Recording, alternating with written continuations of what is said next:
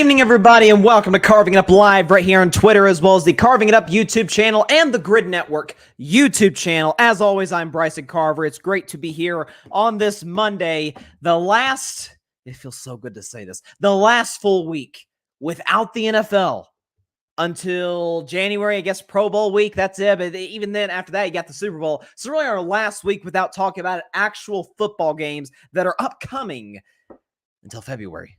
We're that close, folks. 10 days away. And college football started over this weekend. It's just going to ramp up.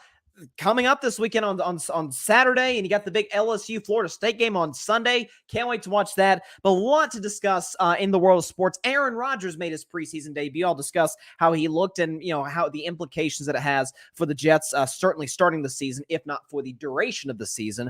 Also going to get into Shohei Ohtani. He got injured last week. Unfortunately, was shut down for the season in terms of pitching. He tore his UCL, so he's probably going to have a second Tommy John surgery. And I still would give him every bit of $500 million.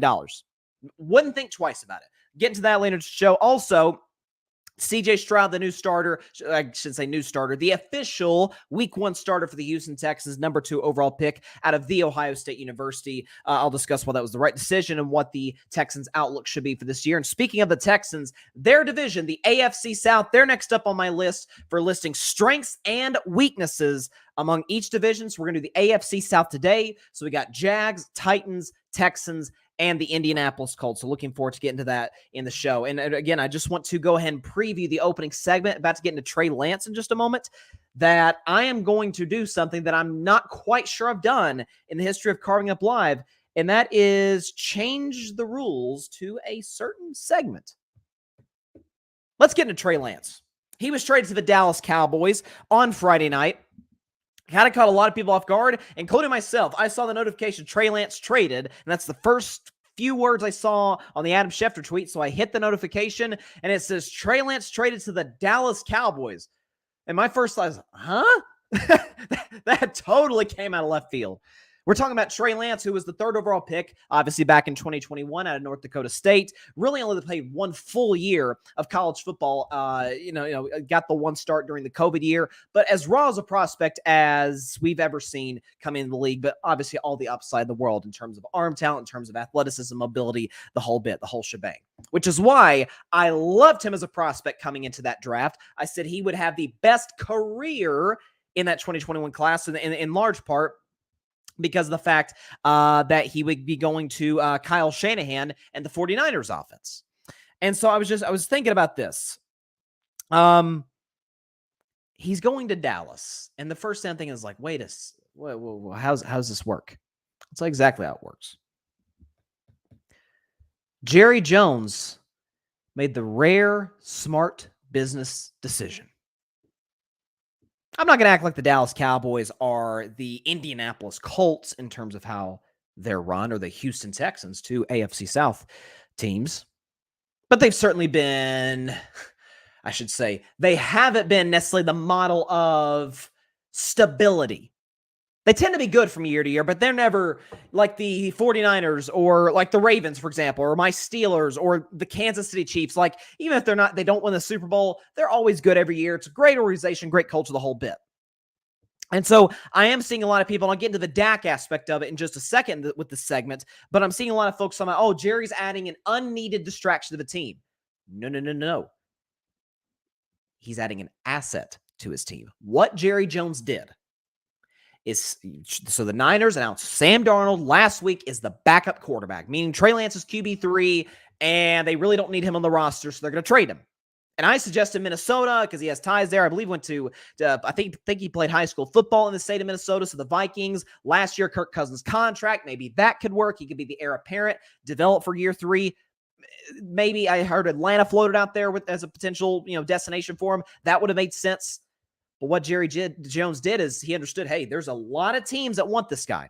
He's a project, but if he hits the ceiling, oh my gosh, this could be a guy who's a top 10 fringe-ish quarterback in the NFL. Certainly it's not out of the question for that to be the case. So he added him. Only got him, just need to give up a 4th-round pick. Now, a 4th-round pick, I don't want to poo-poo that. I mean, Dak Prescott was a 4th-round pick. There's been a lot of very successful players in the NFL who have been 4th-rounders.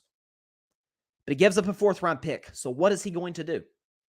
Dak's the starter. Cooper Rush is the backup. Maybe Lance replaces Rush. I'm not quite sure. I don't think, listen, Lance is significantly more talented than Cooper Rush, but Cooper knows the offense better in Dallas. He fits it in terms of if Dak, knock on wood, he stays healthy, but if Dak were to go down with an injury like he did, the last couple of years, Cooper Rush can step in there. He's efficient. They don't put him in position to make a whole lot of mistakes, and you can tread water, waiting for your starting quarterback to come back. But they developed Trey Lance for a year.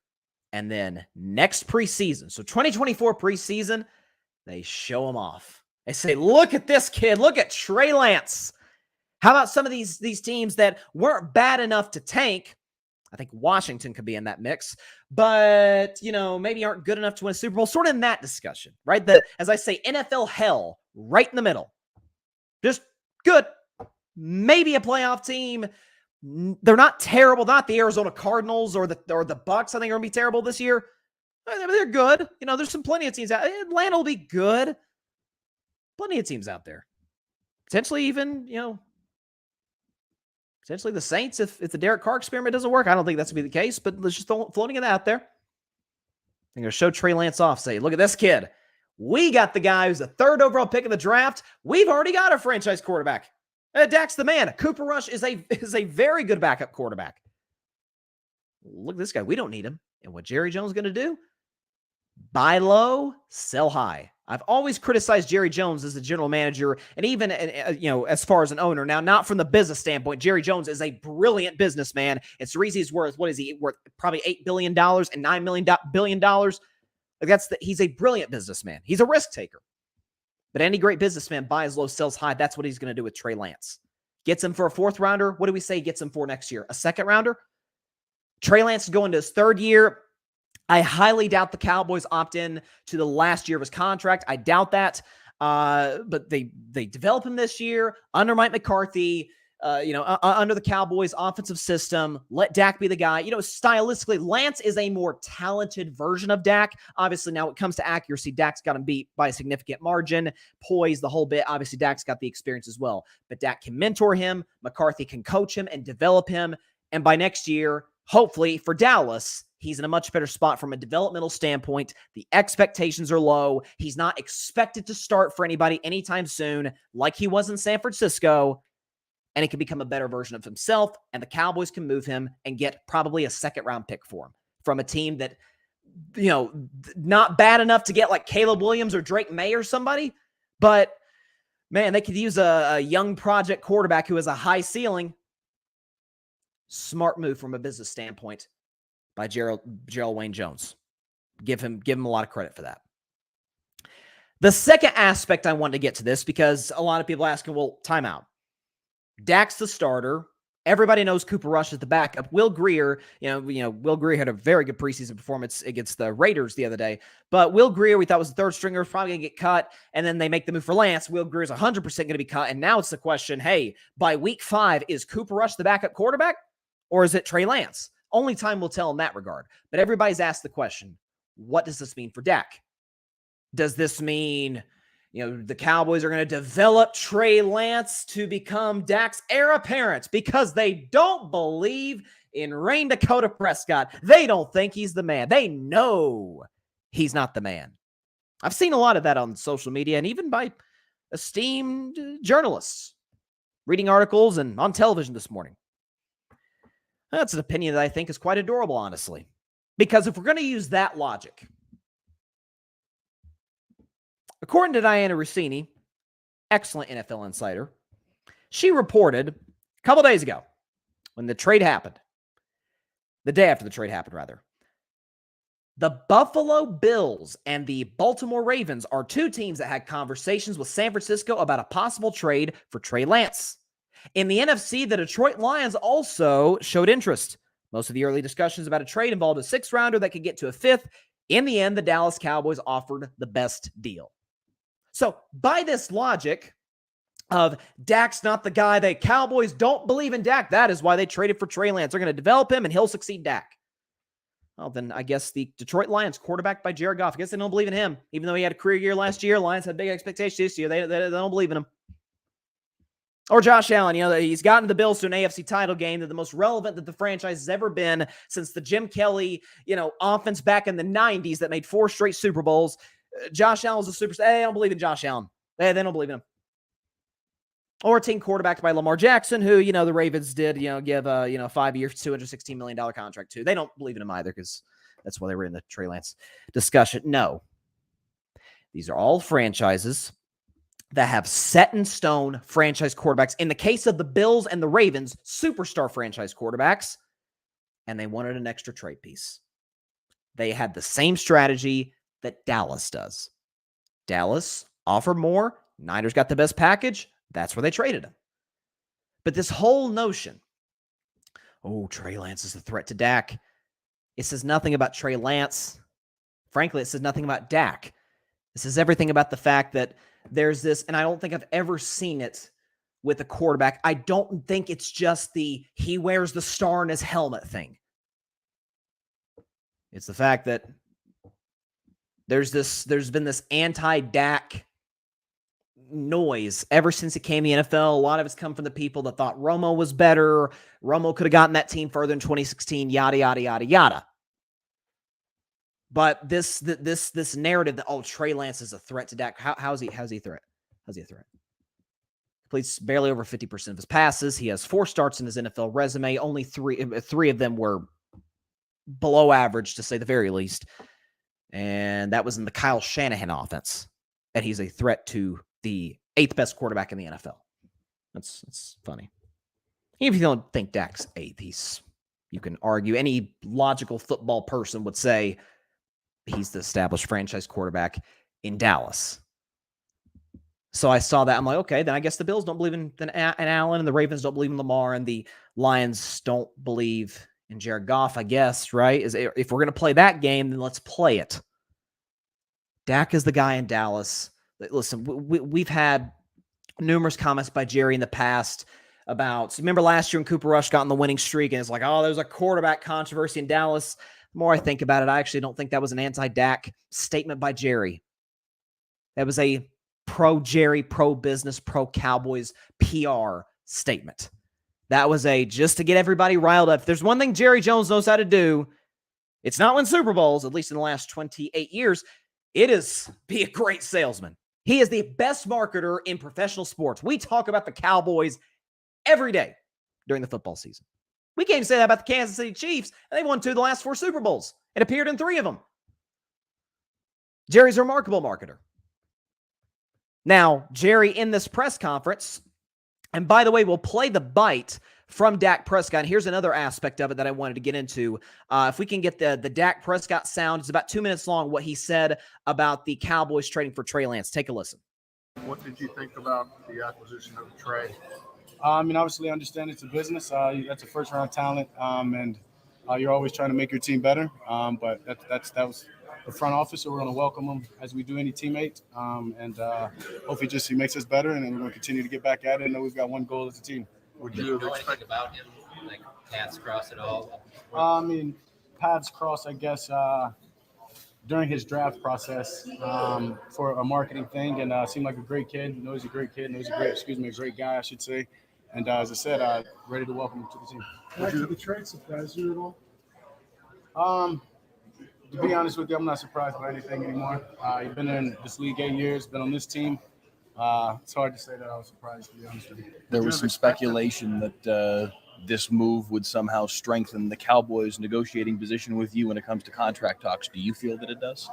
I believe that those talks in the office where business is handled. So, that'll come a time when that happens. And so, would you have expected to hear from Jerry on this beforehand? He said he didn't tell you. Would you have expected a heads up or not? I can't say that I necessarily expected it, no. I understand that as business. I understand that they're probably on a timeline. They need to get something done. And as I said, he felt like that strengthened this team. And, as I said, we're ready to welcome him. And, we know in the strength of the quarterback room that we have. Honestly, right now, my heart and my mind is with Will. And so it's a tough situation, honestly. Love that guy to death over there. Plays his ass off, comes in, prepares the right way each and every day. And yeah, I mean, as I said, we're gonna welcome Trey, and that's what you do for a teammate. I mean, we're excited. I'm excited. I'm always there to help somebody, help a teammate. Very selfless person, so that's not going to change by any means. But my heart's with that guy over there right now. Okay, so Dak was talking about how he was not notified by Jerry Jones. Again, that was the soundbite. We didn't show you the video. I've watched as a big Dak Prescott fan, as the Dak Prescott defender in all of sports content creating, entertainment, etc. I've watched a lot of Dak press conferences. He's one of the best I've ever seen in terms of, like, if the Cowboys have a tough loss or Dak plays a bad game, he's always stoic. He takes the accountability for the loss. He's gonna take the bullets for the franchise, and they're gonna move on. He's always been great with that. He was irritated. Dak Prescott was irritated that Jerry Jones didn't reach out. Now, again, as a Dak Prescott defender, I absolutely, as I mentioned to start the segment, absolutely defend the Cowboys bringing in Trey Lance. 100%. Great business move. But could you have given this is a guy who's going to be in the same room with your quarterback. Could you at least give him a heads up and understand? Because the Cowboys know this could be a story. I mean, it's a story, whenever the Cowboys release Will Grier, because it's the Cowboys, we're going to talk about it for about, a minute and a half. Oh, Cowboys release Will Grier. So if they trade for the guy, the most sought after QB3 in recent memory, that's going to be a story. It's in Dak's position room.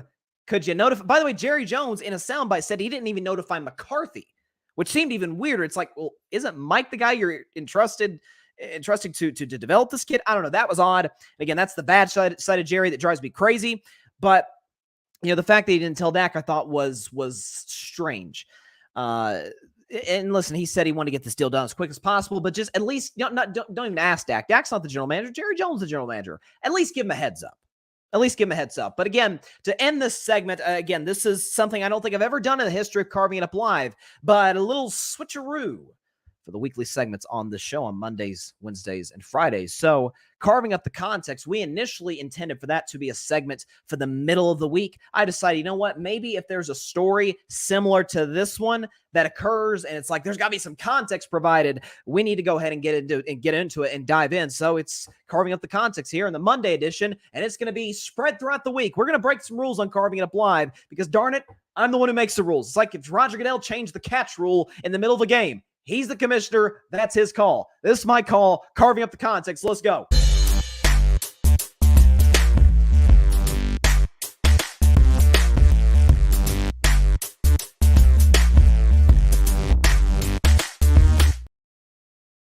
Again, we talk about this Trey Lance to Dallas thing and how he's a threat to Dak Prescott. Folks,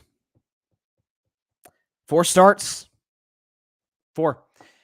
And he was in Kyle Shanahan's system, a system in which Brock Purdy has succeeded, and Jimmy Garoppolo has succeeded, and Nick Mullins has had his moments from time to time. And you're telling me he's a threat to a guy who has won 60% plus of his games and has a very good touchdown to interception ratio and has led the Cowboys to back-to-back 12-win seasons, a playoff win to retire the greatest quarterback of all time, the face of your franchise, the Walter Payton Man of the Year, the unquestioned leader in the locker room, one of the 10 best quarterbacks in the league when it comes to wins and stats and numbers. But he's a threat. He is a threat to Dak Prescott again. Then I guess Trey Lance would have been a threat to Josh Allen, Lamar Jackson, or Jared Goff because all 3 of those quarterbacks teams wanted Trey Lance. He was always going to be a trade piece, be it in Dallas, those other 3 franchises. All 3 of those teams, I think, certainly you can make the case for Buffalo and the Ravens, even the Lions, all 3 of those teams in the playoff mix, all 3 of those teams very confident in who their quarterback is and where he can get them. This is not a situation which Trey Lance was going to replace one of those guys. The notion that was going to be the case in Dallas for a team that has NFC title game or bust expectations, as I've talked about the Yoda season for the Dallas Cowboys that they were just going to use this year. Okay, if Dak didn't play well, here we go. Let's go to Trey Lance. Stop. Trey Lance could not beat out, forget Brock Purdy. Trey Lance could not beat out Sam Darnold. And they think he could beat out Rain Dakota Prescott. Shortened edition of Carving Up the Context for your week. There you go. Let's see. We got a comment here. My man Devin from the My Thoughts, My Opinion podcast right here on the Grid Network. Devin says, my guy, I'm glad you're wearing a different hat. Because, listen, if it's not a segment, if it's a show, I got to defend Dak, Devin. We haven't known each other too long, but I consider you a friend. You're an incredible teammate, an incredible contributor with your shows here on the Grid Network. Go check out Devin's stuff, My Thoughts, My Opinion, and the At the Bank podcast, which is a Ravens show. That's why he was saying that, because I'm a Steelers fan. He doesn't like when I wear my Steelers hat. But the point being, you're going to learn that when it comes, when Dak gets crapped on by the media or by fans or by folks out there who pretend they know football and social media, I got to come in. I got to defend my guy. If nobody else will, I'll have to defend Dak Prescott. I'm more than willing to do that. By the way, of course, folks, feel free to chime in the comment section. I am on not just in the comment section as well, but I am in a sort of, I shouldn't say race. I guess it's sort of a race, not racing anybody, just racing against time, really. It's like the Tom versus Time documentary from a few years ago. I've got a goal, and I'll elaborate on this as time goes on, especially once we get closer to football season. But I've got a goal. So I've got to 187 subscribers on YouTube. So it's kind of been a slow build, but the support has been incredible by every one of those 187 plus people commenting and contributing. But I'm trying to grow this show as much as possible. I want to get to 1,000 subscribers by this year's Super Bowl. So if you haven't subscribed, please hit the subscribe button. I always point to this one up here. You can't actually subscribe by clicking this one. It'll actually pause the video. But if you go below it, there's a little red subscribe button. I think it's actually black. I'm not sure. Whatever. It's next to the Carving It Up logo. Hit that. Subscribe. The journey to 1,000 subscribers starts now. I'm looking forward to it. So if you haven't subscribed, please do. If you have, tell a friend to subscribe to the show and follow, obviously, on social media platforms, which you can see down there in the little ticker. So I really appreciate that. Also, again, before we get into our next segment, because I just saw this, and my buddy Barry Grant Jr.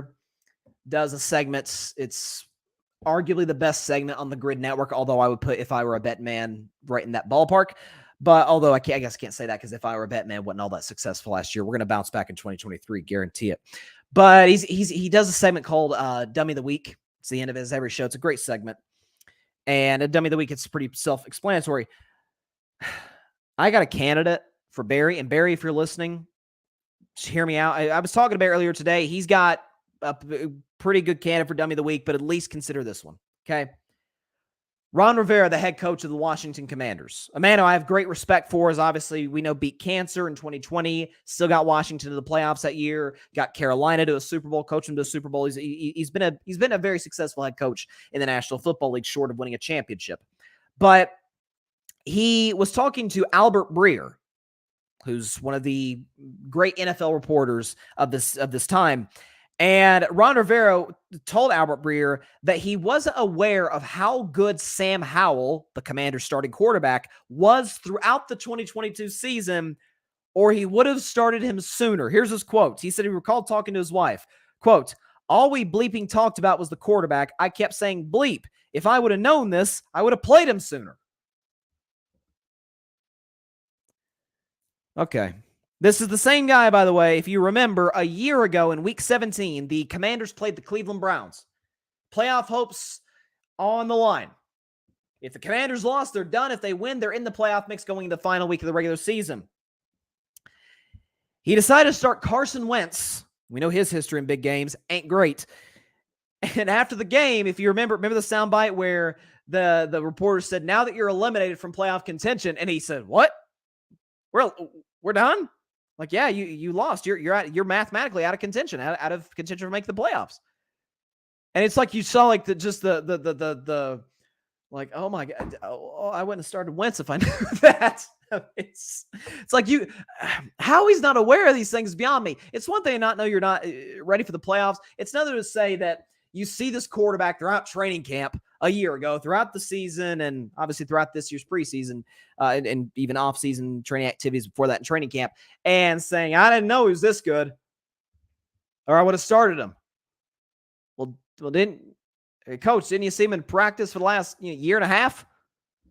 I don't know. I saw that. I'm like, oh, Coach, that's some things. And Ron Rivera is kind of growing a reputation for this. He's starting to say things out loud that he probably shouldn't. Like, I remember he was talking about a few weeks ago about Eric Bieniemy, the new offensive coordinator for the Commanders, obviously former OC with the Kansas City Chiefs. And he said that, he's really hard on these guys and he's yelling and screaming at them. And they made this big media story. Oh my God, he's a football coach is yelling at his players. Now, if there's verbally abusive language, that's one thing. But if it's just loud, yelling, cussing, every coach does that. Or I should say it, most coaches do that. And the fact he said that put his offensive coordinator in a bad spot. It's like, coach. I don't know. Listen, Carolina Panthers fans are probably know better than I. Does he have a history of this? Because I don't remember him having this many bad, unfiltered moments over the course of 9 months. Like, how is, I don't know. I just saw the soundbite. I'm like, what is he doing? No, you don't have to say that out loud, Coach. You don't. Not everything you have to give to the press. Matter of fact, that the whole shtick of press conferences, especially with coaches and quarterbacks, is word salads. Politicians are great at it. Say a lot and not say anything at all. Say a lot without saying anything of substance. Just the same old cliches that we're used to hearing on a week-to-week basis. So the preseason concluded last night. Let's give a standing ovation to that. Preseason's over. The next football game that will be played in the National Football League actually counts toward the two teams' record. The Detroit Lions, the defending Super Bowl defending Super Bowl champion Chiefs. Last preseason game was last night. Houston and the New Orleans Saints. By the way, it seems, I don't know why, it seemed like New Orleans always, I think every single preseason game they played on a Sunday, which I don't know if that's like a tradition of theirs. I don't really follow the preseason that much because it doesn't matter, but I just saw that and I thought it was a little odd. But CJ Stroud played last night, looked solid against the New Orleans Saints. By the way, the Texans won the game 17-13, in case you were wondering. But Stroud, 2 for 16 yards, threw a touchdown pass rating over 100. Again, tiny sample size because it's the preseason. But the new head coach of the Houston Texans, DeMeco Ryans, announced after the game that CJ Stroud is the starting quarterback for Week 1 against the Baltimore Ravens, which I don't really think came to a shock to anybody. Bryce Young's the starter in Carolina. Anthony Richardson's the starter for the Indianapolis Colts, trying to get these first-round talents out there as quickly as possible. And the Houston Texans doing the same thing, albeit they waited, I guess, a little bit longer for my liking. But hey, it is what it is. He's the guy. So every time there are 5 highly touted quarterbacks, guys that really get a significant amount of media attention coming into a draft, I always say that all 5 are not going to work. It's just not realistic. 2 of them usually end up being stars to superstars. One of them's fine, doesn't really blow your socks off, and 2 are complete busts. 2 are complete busts. So, like the 2021 draft, for example, we had 5 first-round quarterbacks. You kind of got to wait on the process to see. Like Trevor Lawrence, we know he's the guy. He's Jacksonville's starting quarterback, superstar quarterback. I think he's the 3rd best in football. A lot of y'all are going to come around to that idea as the season progresses. But I'm on it early. But Trevor's the guy. Everybody agrees on that. Zach Wilson thus far has been a bust for the Jets. Trey Lance, I'm not quite willing to call him a bust yet, but it hasn't looked great. So we'll sort of put him on the fringe bust category, kind of that in-between. And Justin Fields, a guy who is going to be in that in-between category. A good season. He's probably, I shouldn't call him a star, but he's closer to star than bust, certainly. And Mac Jones has been a complete bust. Okay, the end of his rookie season, all throughout last season, he's been a disaster. He's been one of the worst quarterbacks in professional football, and that's that. 2018. Baker Mayfield, bust. He's on his 4th team now, 4th team in 3 years. Sam Darnold, bust. He's on his 3rd team in 4 years. Do the math there. Then you got Josh Allen, superstar quarterback, top 5 in the league. Josh Rosen, huge bust. No doubt about it. He's a huge bust. And then you get to way down the list, and Lamar Jackson, superstar, MVP level guy, and that the Ravens can win long-term with. You usually have that. And I said in this year's draft, the one I'm most certain about is the guy that went last among the 5 quarterbacks, and that's my man Hendon Hooker out of Tennessee. Accuracy is great. mobility, arm strength, got the whole package. Intangibles are incredible. He went to a good organization, Detroit. Whether or not he'll be the guy there or not, we'll see. But he'll be the guy somewhere. He'll be a franchise quarterback. You can take that to the bank. Then you have guys like an Anthony Richardson, who's kind of a project. Bryce Young, who's really talented, kind of small though. CJ Stroud, has the size that Bryce doesn't, but there's kind of a thing with Ohio State quarterbacks that they really don't work at the next level. We're still waiting for Justin Fields to get to that level we think he's capable of getting to. And then obviously you had Will Levis, who is in some part due to injuries, in other parts due to he's just not that good, is the third string quarterback on a Tennessee Titans team whose starter is Ryan Tannehill. So, out of this class, and I've been kind of all over the place on who I think is going to hit. I've been consistent. I think Hendon Hooker is going to be a star quarterback in the NFL, franchise guy. I think Will Levis is going to be a bust. I don't like Will Levis's intangibles. I think they stink. He's really into his arm strength. He's kind of that big arm guy. Think of like a Brett Favre. Like guys with big arms, they want to show you they got big arms. They're going to heave it down the field as much as possible, show it off. He's not that accurate. Mobility, Like there's some real question marks with Will Levis, and that's the reason a guy who was projected to go top 5 ended up falling to the second round. Richardson, the ups, he's like the modern day, I shouldn't say modern day, he's this year's Trey Lance. Like, God, the upside's there, but man, he's not accurate, and I'm not quite sure he's ready to go. But I still defend the Colts. I did a whole segment on that last week, a couple weeks ago. I defend the Colts, making him the guy. And then Bryce Young, accurate, moves pretty well, good arm for his size, but dang, he's tiny. And historically speaking, certainly in recent years, small quarterbacks, they don't pan out into what you hope they could be. Baker Mayfield never panned out. You know, Drew Brees is the exception, not the norm. Russell Wilson had an awful year last year. Tua, I like him. He's a starting quarterback in the league. I think he's in that tier below franchise quarterbacks. The size hurts him. The size is plays some factor in why he's dealt with the injuries that he's dealt with. So it's a real thing in the NFL. And so word for Bryce in that regard. But CJ Stroud, starting quarterback week 1 for the Houston Texans, a team that we don't really anticipate will go anywhere. I actually don't think Houston will be as bad as people think they'll be. They were bad enough to get the second overall pick last year. Could have gotten the first pick if they hadn't thrown that Hail Mary against the Colts and won that game. I think they got a 2-point conversion too. And if you look at the Texans offseason, it wasn't bad. They added Dalton Schultz. Okay tight end. John Mechie, God bless him, coming back from cancer. We saw what he was at Alabama. If he comes anything close to that, he can be an impact player at the next level in the National Football League. Dameon Pierce coming back after a very good rookie campaign. D'Amico Ryans, again, he doesn't have any head coaching experience. A lot of guys liked him. He interviewed with a lot of teams. He's the guy. I mean, Kyle Shanahan evidently thought he was good enough to be his defensive coordinator. We'll see if he pans out as a head coach. Listen, the AFC South is the Jacksonville Jaguars to lose. I don't even think that's a debate. They have far and away the best quarterback.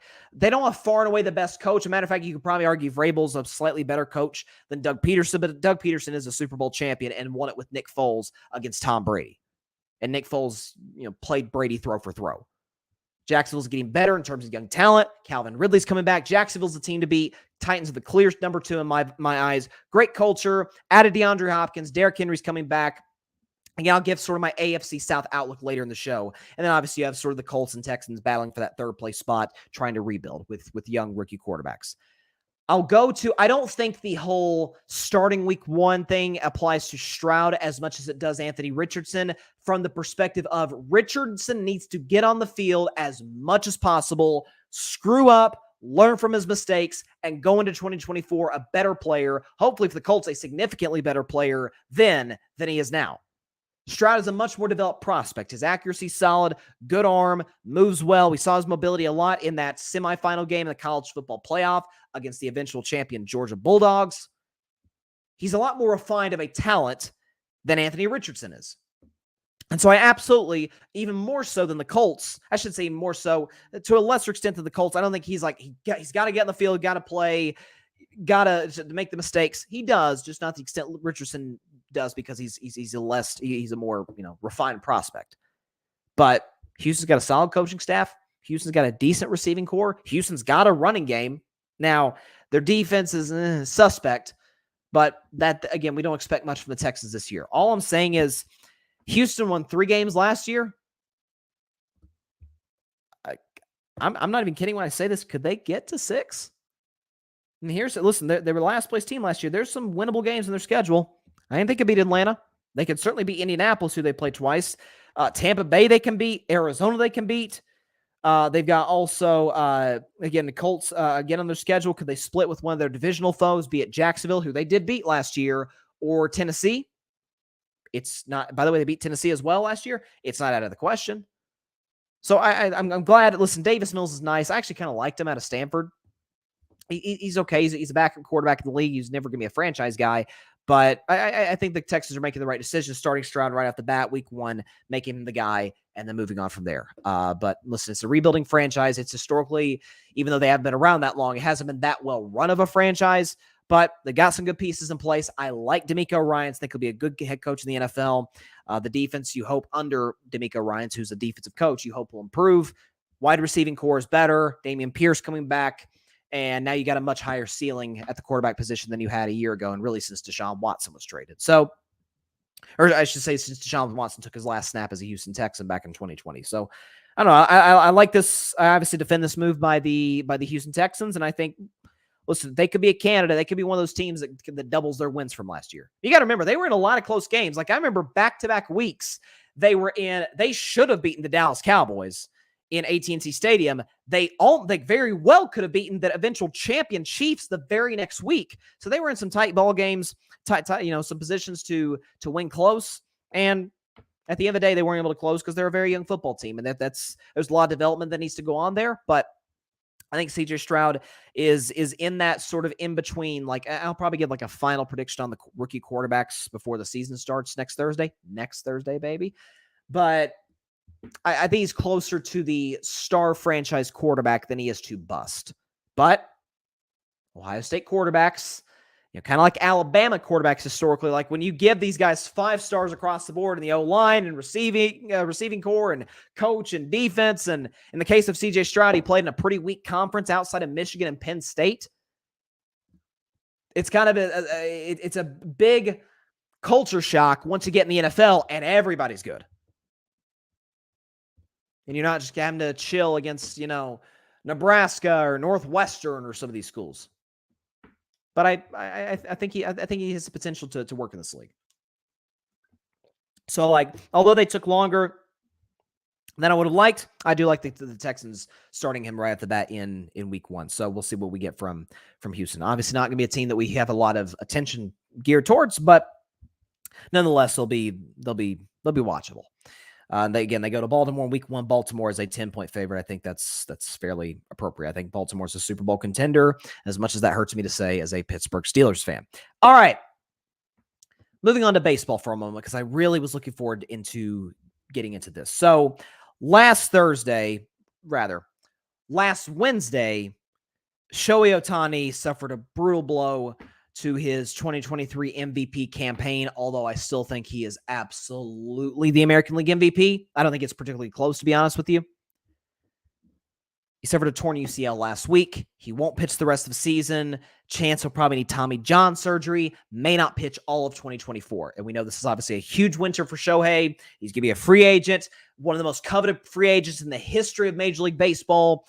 Virtually every team with the money to pay him what he's going to likely, go for and command, a lot of teams going to go after him this winter. So he's not going to pitch him. That's obviously what makes Shohei so great. That's what makes him far and away the best player in Major League Baseball, is the fact that he's an ace and he's a power hitter who also has a solid average as well. So I saw a lot. It truly shocked me. I don't know. Maybe it's because, let's be real, certainly more so than folks in the football media, definitely more than the basketball media, even in the college sports media, rather. Baseball writers, certainly we see this with the Hall of Fame, which don't even get me started on that. Folks who cover baseball not going to put a blanket statement here, but tend to be more, conservative in terms of playing it safe. not really taking huge, swings with their takes and with their opinions. And so the safe thing in theory, at least when it comes to Shohei pitching in the future, is, okay, he's not worth $500 million now, which is what we all kind of projected the contract's going to look like. Seeing a lot of articles. Shohei's not worth $500 million now with this UCL tear. And by the way, this would be his second, this is significant, a second Tommy John surgery. Okay, he's worth every penny of the $500 million he will likely command. Here's why. First of all, this is his second, potentially going to be a second Tommy John surgery. And could some of that be pointed to the fact that the Los Angeles Angels of Anaheim have been one of the more injury-riddled organizations in Major League Baseball ever since Shohei got there, even back. Mike Trout is again on the injured list, despite what should be like the prime of his career. They've had other injuries to other players, so is it safe to say their medical staff isn't that of, the Red Sox or the Dodgers or the Astros or any of these other well-run franchises? Is it crazy to make that statement? Something else, too. Shohei's going to pitch again. You would certainly assume he loves to pitch. Let's say, for the sake of argument, so he's not going to pitch the rest of this year. We know that for a fact. Let's say, and it's in all likelihood, he won't pitch all of 2024. So he comes back 2025. He'll be with a new team. He's not staying with the Angels. He's not. Comes back with a new team, plays next season, is just a hitter, comes back as a pitcher in 2025. If Shohei comes back and he's not an absolute ace in the American League Cy Young discussion, or even nationally, depending on where he goes, he's in the Cy Young discussion. If he's no longer that anymore, or maybe he's Nathan Eovaldi. Nathan Eovaldi, who pitches for the Texas Rangers, helped my Red Sox win a World Series back in 2018. Nate Eovaldi had two, like Shohei will likely have, 2 Tommy John surgeries. Post-Tommy John surgery in 2016 was his most recent one for Nate Eovaldi. He's had a 3.97 ERA with a 40-26 record. He's a quality starter in Major League Baseball. He's helped the Texas Rangers are playing bad baseball right now, but he's really been their best pitcher, certainly since DeGrom went down. If Shohei's that, plus he's still Matt Olson as a power hitter, you're telling me that guy combined. So we're saying Matt Olson, who could pitch like Nate Eovaldi. That's worst case scenario, because modern medicine's so much better. Again, he'll go to an organization that has a better medical staff. They won't overwork him like the Astros did on the like the Angels did on the mound. And he'll be better suited in the long run to be able to pitch at a high level for years to come. If he comes back as Nate Eovaldi as a pitcher, but stays Matt Olson as a hitter, you're telling me that's not worth $500 million? Ooh, I have a hard time believing that. I've gone on and on about this, dating back years on the show. We've never seen a player in the history of Major League Baseball like Shohei Ohtani, Babe Ruth included, because all due respect to the Babe, he was not pitching against guys who could hit the ball 500 feet. Some of those guys. Throwing 90, by the way, hitting against 99 mile an hour gas. Shohei is worth every penny of $500 million. By the way, after his first Tommy John surgery, you want to know what Shohei Ohtani's numbers look like? Pitching? 282, and by the way, you exclude the COVID year because he only made 2 starts. He had 2 bad starts in 2020, but it's just 2 games. It was a COVID-shortened year. Take that out. So in 21, 22, and 23, this is post-Tommy John surgery. Shohei Ohtani has posted in 2.88 ERA with a 34-16 win-loss record. Again, if he isn't that post-Tommy John surgery. Again, by the way, something else too. Justin Verlander had Tommy John at age 42 years ago, and the year he came back, he messed around and won the Cy Young Award in the American League in his 40s. You're telling me a young, healthy, in his prime athlete like Shohei Ohtani can't do that? So the folks that are suggesting she's not worth $500 million. Okay, then I guess you just don't want your baseball team to be better. Because any smart general manager, president of baseball operation, owner, whatever, with half a brain and eyes that can see, understands the fact that Shohei, if he doesn't pitch for you next year, okay. I didn't know they were signing him to a 1-year deal. And even then, I consider it because how great of a hitter he is. Worth every penny. Worth every single penny. So Red Sox, if you're listening, make it happen. At least get in the bidding. If you got to bid against the Yankees or the Dodgers, get in the bidding war, okay? You got to do that. We lost Mookie Betts, who came back to bite me yesterday at Fenway and really throughout the weekend. It really hurt my soul because Mookie was my favorite player post Big Papi and Dustin Pedroia. So let's not miss out on Shohei Ohtani, Red Sox. Okay, can we do that? Let's do that. He's leaving the Angels. He may not pitch next year. Don't care. He's worth $500 million. No questions asked. It's crazy that the thought of him passing up. Yeah, let's pass up on Shohei Ohtani and get this this number 3 star in our rotation. He'll make a much bigger difference. Come on, that's ludicrous. Okay, so Aaron Rodgers, by the way, Aaron Rodgers played his first preseason game with the New York Jets. Obviously, this is the last preseason game in total for the Jets. It was actually his first preseason start since 2018. And, listen, he looked, well, in the limited time he got, he looked like Aaron Rodgers. I think that's safe to say. Listen, he went 5 for 8, 47 yards, touchdown pass rating of 118, like just, typical, at least in a short, spurt, typical Aaron Rodgers numbers. And by the way, the Jets beat the Giants. Nobody cares. It's a preseason game, but the Jets beat the Giants in that game 32-24.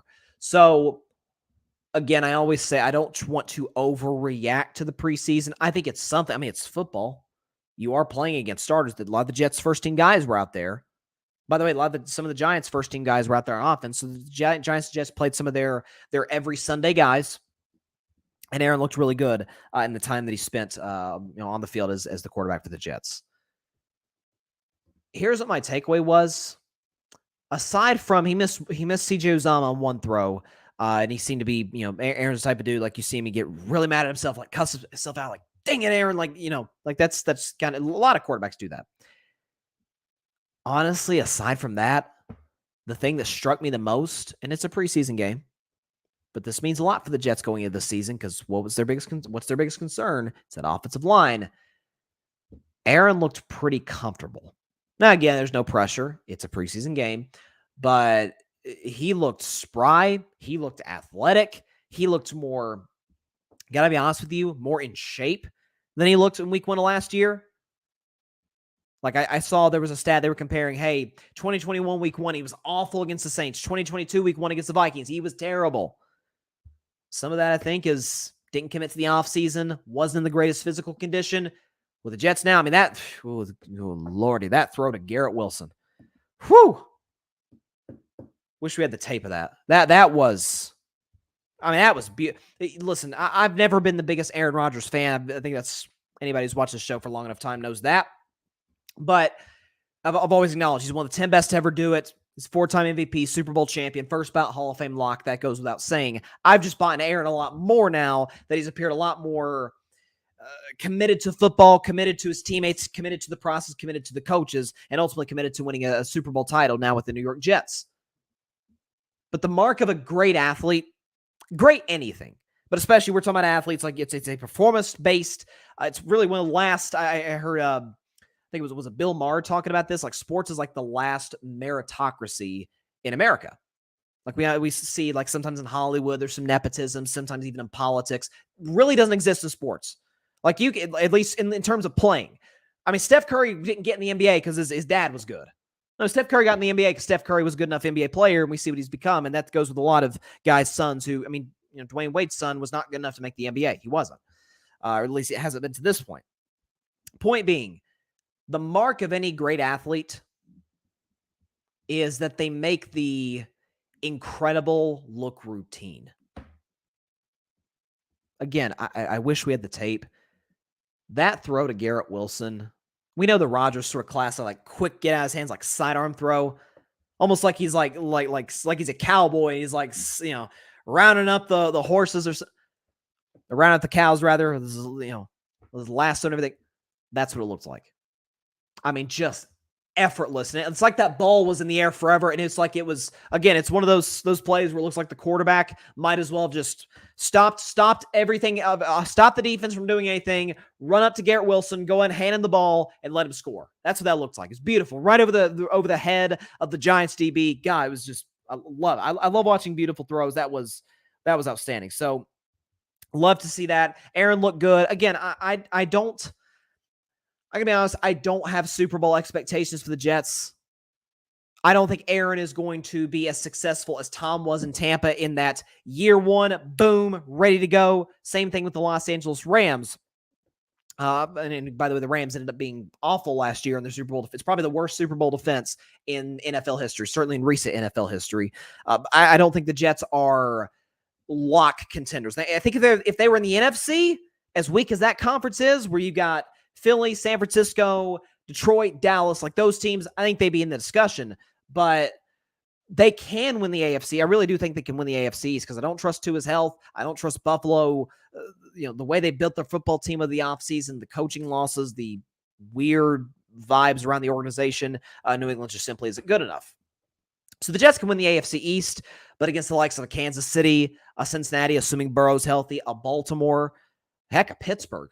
Pittsburgh's a better built football team than certainly Kenny Pickett is not Aaron Rodgers at this point, but they've got the better coach. They've got just as good, I would strongly argue, better defense, weapons equal. You could almost give the edge to Pittsburgh. Both teams have offensive line questions. So, and we're publicizing the Jets because it's a New York team, because Aaron Rodgers is there. There's expectations with the Jets for the first time in really a decade plus, really since the Rex Ryan, Mark Sanchez days. And let's be honest, Mark Sanchez, he was solid. He was a game manager that had everything to do with the defense. Back in the day when you could have kind of an average offense and the defense could carry you to playoff wins, it's not that way anymore. But listen, I liked what I saw from Aaron. Looked good, looked comfortable, aside from the one missed throw to Uzama. Looked, in rhythm. A lot better than he's looked in week one the last 2 years. And I don't know, I liked it. Now, nothing just blew you away. It's a preseason game, but I liked what I saw from A-Rod, from one of the best to ever do it. So we'll see what happens with the Jets this year. Again, like them. Think they are absolutely going to be in the mix to make the playoffs, maybe even to win the AFC East, a division that I really don't think is as good as people are giving it credit for, but I could be wrong on that. I just don't see as deep as the AFC as them winning the conference. It's going to be hard for them to win a playoff game as deep as the AFC is, but we'll see. I just love the commitment from Aaron Rodgers. Love it. Okay, so by the way, coming up next week, probably on Monday, but I'll give you a heads up if that's not the case, or if it is the case. Next Monday, we hope to get Ryan Flowers of Clutch Sports Talk. You guys know he's been doing some great work for the Grid Network. He's been a busy man lately. He's been out here coaching high school football. Coach Ryan Flowers will be joining Carving It Up Live to my NFL season preview show. This is the third year in a row that Ryan's going to be on here. The last two have been great in 2021 and 2022. He's going to be on this year for NFL predictions, so division by division, predicting playoff results and award winners, and ultimately, when it's all said and done, who wins the whole darn thing, who hoists the Lombardi Trophy and wins Super Bowl 58 in Las Vegas, Nevada, ironically where he's from. And so, yeah, we'll make that happen. Ryan will be joining us again, likely next Monday, but I'll give you all an update, sort of what the finality of that is for the NFL season preview show on Carving It Up. Fourth show that I've done this, and third straight show with Ryan. Very much looking forward to it. All right. This is at least a little bit of a preview, I guess. Last segment of the day. So for the last week and a half or so, I've been going division by division, looking at the biggest strengths and weaknesses of these teams coming into the NFL season. Obviously, not everybody's contending for a Super Bowl, but you're looking at the teams that are favorites in the division, what will help them get to that, what could hold them back from maybe disappointing in winning the division title. I think, honestly, I would be, this and the AFC West, because Kansas City's run that division for so long, this is the one division where if the team I think is going to win it doesn't, I will be floored. I will be, barring injury, of course, knock on wood, I would be beyond stunned if they don't win this division. I'm talking about obviously Jacksonville, and I'm talking about the AFC South. So if we can get this background music going right now to discuss the strengths and weaknesses in the AFC South. Here we go. We will start with the Jacksonville Jaguars. The Jacksonville Jaguars, what is their biggest strength coming into the 2023 NFL season? It's the fact that they have a top quarterback head coach duo in the league. Yeah, I said it. Reed and Mahomes are the best. Nobody's arguing that. Outside of that, you could argue, hey, what about Burrow and Zach Taylor? Love Burrow, like Zach Taylor. I'm still not quite sold on him yet. I think Burrow would have more success even if you added Andy Reid. Let's look at Zach Taylor's record before Burrow got there. It ain't great. And again, you could argue, potentially, what about Jalen Hurts and Nick Sirianni? I love Jalen. I think Jalen's the 5th best quarterback in the league. Still not quite sold on Nick Sirianni. I shouldn't say love him. I really like him. He's done a good job in playing his role as like a delegating type of head coach in terms of responsibilities, but he's not in the level of the guy who his predecessor really in Philadelphia, Doug Peterson, who won a Super Bowl with Nick Foles as his quarterback against the greatest quarterback ever, Tom Brady, and Nick Foles won that Super Bowl MVP going throw for throw with the GOAT, and ultimately he made more big throws than Tom did. And Trevor Lawrence, again, I'm just early to the party. Trevor Lawrence is the 3rd best quarterback in the NFL. The last few weeks of the season, I don't think we have the stats on this. Actually, we do. I'm sorry. Since week 9, this is Trevor Lawrence's numbers. 7-2 record, completed 70% of his passes, over 250 yards a game, had an insane 15-2 touchdown to interception ratio, a passer rating at 104, and a Pro Football Focus grade of 90 since week 9. That was the 3rd best in the NFL behind Mahomes and Burrow, the only 2 guys I think are above him. And I'm not even joking. Within the next 2 years, you could have that discussion. Who's better, Burrow or Lawrence? He's that talented. He's that good. Listen, there's a lot of talent in this Jaguars team. Calvin Ridley coming back from suspension. Christian Kirk, Evan Ingram, Travis Etienne. Good offensive line, good pieces. But ultimately, they're not going anywhere if Trevor Lawrence and Doug Peterson are not there. If they're there, ready to go, Jacksonville, to me, is the far and away favorite to win the AFC South, and I think they're a Super Bowl contender in the AFC. As low as the AFC is, I believe wholeheartedly in the Jacksonville Jaguars. That's their strength. Their weakness, on the other hand, and it concerns me for their Super Bowl contention, defense lacks depth and talent in the secondary. They got gashed bad in the passing game throughout last year, particularly against elite quarterbacks, even middle-of-the-pack quarterbacks. I remember a game where Ryan Tannehill, who's good. Like, I don't want to poo-poo on Ryan Tannehill, act like he's some bum. He's a good starting quarterback in the league. But Ryan Tannehill's going up and down, up and down, up and down on this Jaguars defense, even in the playoffs. A big reason they fell down 27-zip to the Chargers is because of Trevor Lawrence's 4 picks. And a lot of it is they were awful against the Chargers in the first half in terms of their pass defense. Herbert, again, in the first half at least, was going up and down on him. Even my man Joshua Dobbs, and I love me some Space Dobbs from Tennessee. Might be the Cardinals starter this year, by the way. But even Joshua Dobbs had his moments going up and down this defense. And even against Kansas City, albeit Kansas City makes a lot of defenses look silly, they struggled.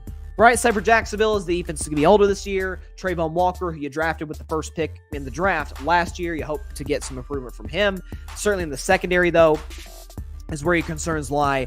That's not going to hurt them in the AFC South. There's not a whole lot of elite quarterback talent in that division. Potential with Stroud and with Richardson, but untapped potential. But in the AFC, that could cost them against the likes of Mahomes, Burrow, Lamar Jackson, Josh Allen, etc. Moving on to the Tennessee Titans, certainly the most established team in this division from a culture standpoint. Their biggest strength is the fact that incredible coaching will make up for a roster whose talent just isn't overwhelming. Again, the Titans have a good roster. It's not going to blow your socks off. A lot of defensive guys coming back healthy. You have Ryan Tannehill coming back healthy. You have Derrick Henry, again, getting up there in age, but still highly productive. Still, in my view, in the discussion for the best running back in football. And one of the bigger offseason acquisitions of adding DeAndre Hopkins in the National Football League. So that's the props to them for doing that. Treylon Burks, again, we'll see. I think Treylon Burks might have been dealing with some injuries, if I'm not mistaken. So I could be off on that. But the Titans have a solid roster. Given the injuries they dealt with, what were they in week 10, week 11? They were the 1 seed in the AFC. Then Tannehill went down. Then a bunch of defensive starters went down. And they went on, I think it was a 7-game losing streak. a 6 or 7 game losing streak to end their season and fail to make the playoffs for the first time since 2018, I guess it was. Mike Vrabel had them in a game, I remember this, against the Kansas City Chiefs in Arrowhead Stadium with Malik Willis. Malik Willis a whole heck of a lot more developed now than he was last year. Malik Willis starting at quarterback in Arrowhead Stadium, Sunday Night Football. In a game in which Malik Willis failed to pass for 100 yards, the game went to overtime against Patrick Mahomes, who had to make a Superman play to get the Chiefs to overtime. Mike Vrabel is a remarkable head coach. He's a great culture setter. The Titans will be good. They'll probably be in the playoff mix. A lot of that, though, is coaching, not necessarily an overwhelmingly talented roster. Their biggest weakness, the Titans, is they just might have the worst offensive line in professional football. It was atrocious. Tannehill had no time. Malik Willis had no time. Joshua Dobbs had no time. You could argue to a certain extent, potentially, that's what caused even the backups since the preseason. But that's caused some Malik Willis's turnovers from a comfort standpoint in the pocket. Will Levis has dealt with injuries. So, listen, the Titans are a Ryan Tannehill injury away. Again, Malik Willis has gotten better. I actually liked Malik Willis a lot, even more than my man Kenny Pickett out of the draft. Fun fact in 2022. But in an AFC, where again, in an AFC South, we're competing with Trevor Lawrence. In an AFC, we're competing against the likes of Mahomes, Burrow, Lamar, and Allen and company, Rodgers.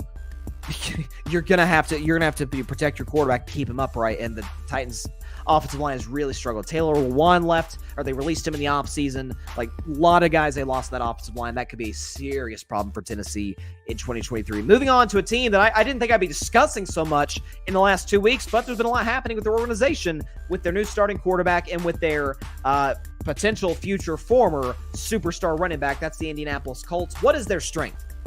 Well, their head coach has a history of developing talented young quarterbacks. Shane Steichen doesn't have head coaching experience in the NFL, but he was with the Los Angeles Chargers with Justin Herbert. Justin came to the NFL. Again, I loved Herbert in that 2020 draft, actually more than even Burrow and Tua. From a health standpoint, from an ability standpoint, loved Herbert. He's panned out exactly what I thought he'd be, and he's only getting better. But Shane Steichen, was able to help him grow, even with the terrible offensive line, helped him get better. More importantly, though, he was the offensive coordinator in Philadelphia with Jalen Hurts, who's a very similar prospect in talent to Anthony Richardson. I think Richardson has a slightly higher ceiling. Will he meet that or not? That's, to be determined. But, Jalen Hurts came in the NFL with some serious question marks in terms of turnovers, in terms of arm strength, in terms of just, decision-making. And now look at him, we're like, oh yeah, Jalen Hurts is probably a top 5 quarterback in the league. If he isn't, he's darn close.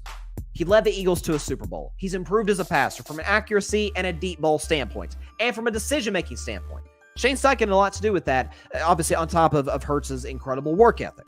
So for Anthony Richardson, Steichen is the perfect coach for him. Again, my concern for Richardson, to a large degree, is the culture in Indianapolis not going to allow him to become what he's capable of being? That obviously stemming from the top with the owner, Jim Irsay. But I like the hire of Steichen.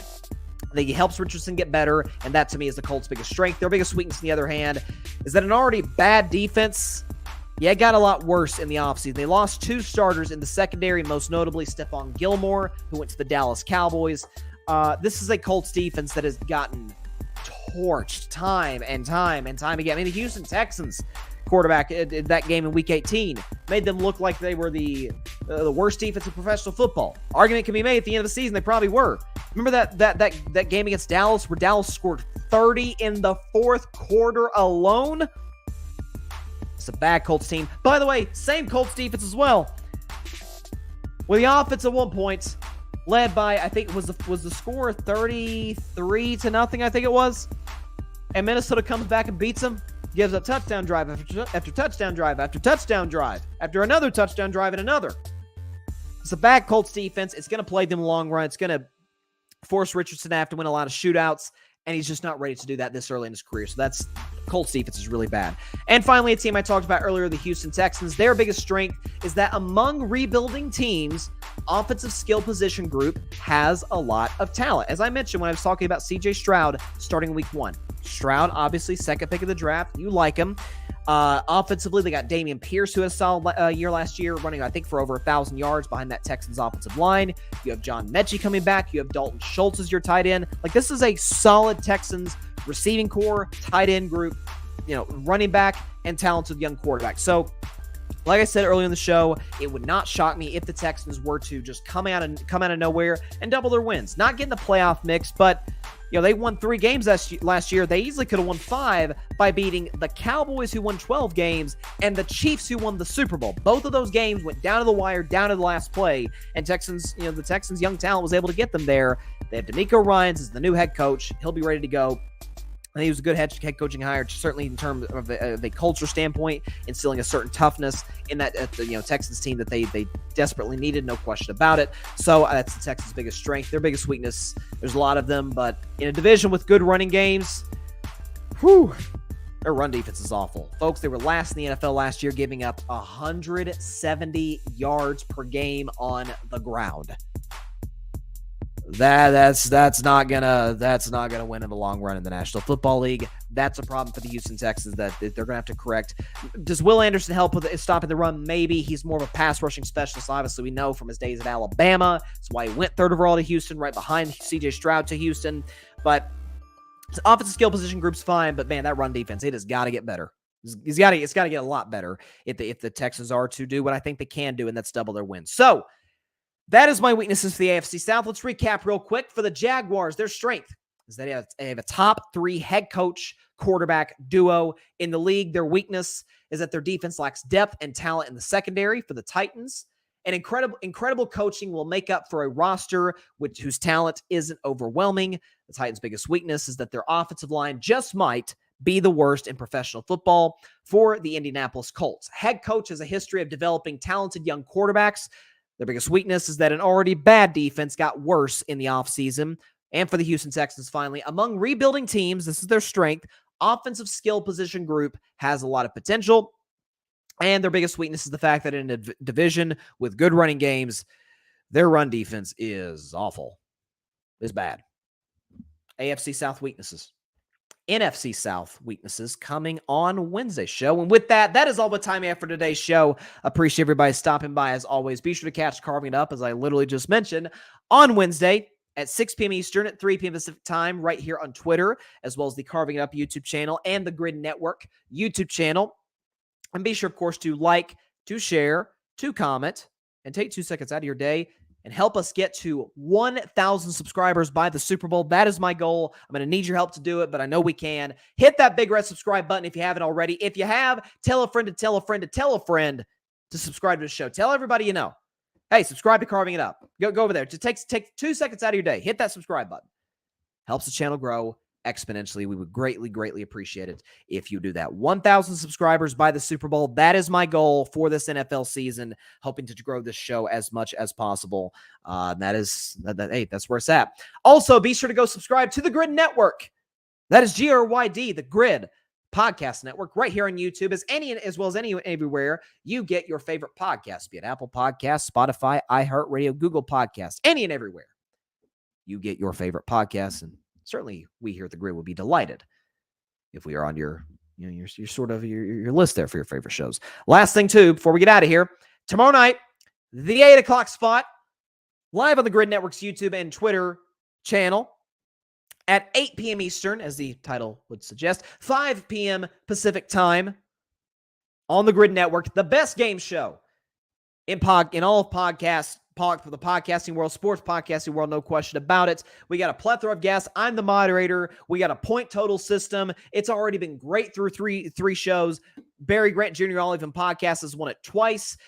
And he actually somehow alleged that it was rigged in the second game when he didn't win, when he lost to Grid contributor Alfred Parsard Jr., who won Game 2 of the 8 o'clock spot. If you haven't checked it out, certainly feel free to check out the previous 3 episodes, but tune in tomorrow night, chime in the comments, tell everybody you know about the 8 o'clock spot. You do not want to miss it.